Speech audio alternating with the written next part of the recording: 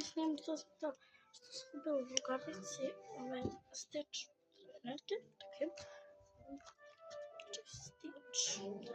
prvo slatko. Da ju se svidio, znači nije zapala, nego ran,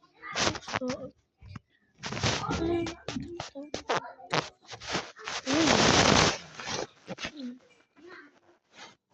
koji sad su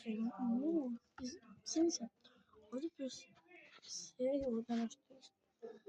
nemam pojma i ovdje sam se i vidite kako je ono znači strašno silno i to još nekih silnih trenuci naravno svako stiču znači nemam pojma.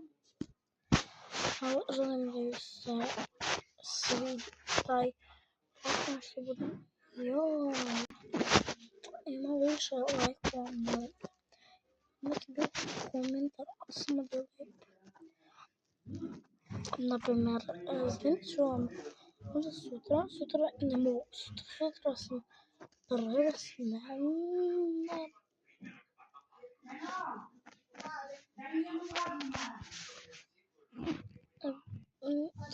ne znam